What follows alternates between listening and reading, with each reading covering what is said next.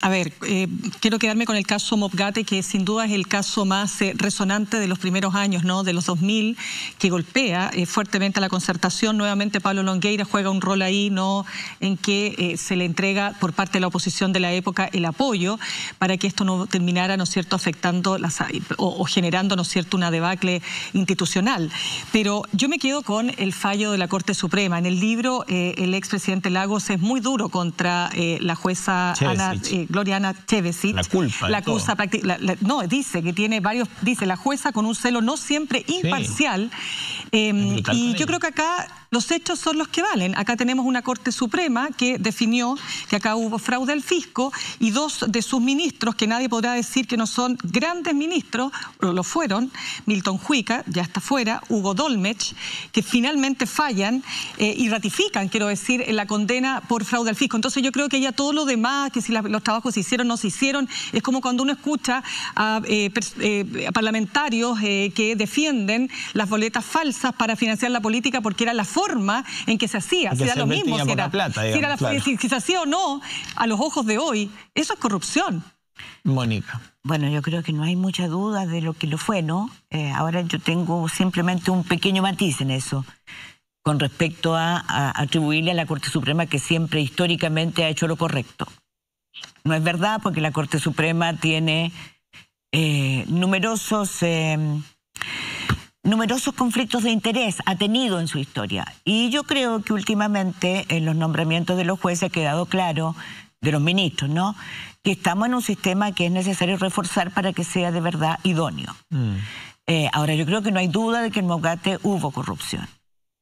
Ahora, y tan es así que cuando el 28 de agosto del 2014 se inicia el juicio, se inicia la acusación, la investigación por el Penta, por el financiamiento ilegal de la política, es un resabio de ese acuerdo que firma, en mi parecer, Ricardo Lagos. No lo firman, pero establecen un acuerdo con Pablo Longueira, que finalmente, como dice Mirna, sí, salva la estabilidad institucional, pero no cierra el capítulo corrupción. No. Y yo creo que en eso hay una tremenda autocrítica que no se hace la clase política transversal. Porque la gran pandemia que nosotros tenemos es la corrupción. Y ese 26 de agosto en que se inicia y luego sigue con Soquimich y con muchas más, y que termina en esta brutalidad, obscenidad, que este pacto transversal de impunidad está, sin lugar a duda, en el fundamento del estallido del 18 de octubre. No lo digo yo y fíjense bien, comillas, los abusos empresariales graficados principalmente en colusiones fueron una de las causas del estallido social. Esto es lo que afirma no un dirigente político de ultraizquierda, sino que lo afirma el fiscal nacional económico Ricardo Riesco Eizaguirre. O sea, nosotros estamos claros que hubo corrupción. Efectivamente, no basta que los trabajos se hayan hecho o no se ha hecho. Hubo sobresueldo, hubo cosas muy irregulares, hubo platas que no se supieron dónde fueron a pasar. También. Nadie pudo achacarle a Ricardo Lagos que se enriqueciera ilícitamente con el Mobgate. Pero que hubo corrupción, sí lo hubo. Por eso hubo tantos procesados, ¿no? Quiero ir con la Ale. Sí, yo creo que es importante que pensemos también cuál es el concepto de corrupción cuando hablamos del Estado. El concepto de corrupción es no solamente el enriquecimiento ilícito, sino que desviar el objetivo de los aparatos públicos hacia intereses personales. Eso es corrupción, y corrupción hay de distinto tipo. Uno es recibir plata, otro es en los nombramientos, nombrar a personas afines a ti o parientes o lo que sea, porque eso te conviene, no porque le conviene al país. En fin, preferir una empresa sobre otra. Hay gente que no recibe ni un peso, pero se enriquece en contactos, asegura el futuro de sus hijos. De alguna manera usa el cargo para sus intereses personales.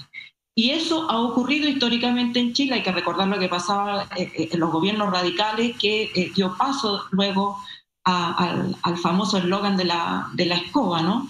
Entonces, el tema es que ¿qué hacemos como sociedad para evitar la corrupción?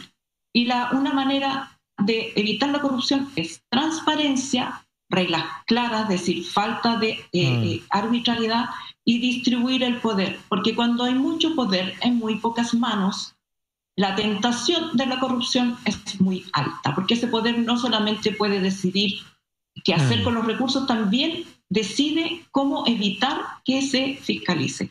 En el caso de la concertación, y Ricardo Lagos apunta a un tema con que se defendió ese tema, que es los ingenieros tenían que ganar 100, el Estado estaba dispuesto a pagarle 70, había que buscar cómo pagarle 30 y se ideó este modelo y lo justifican de esa manera.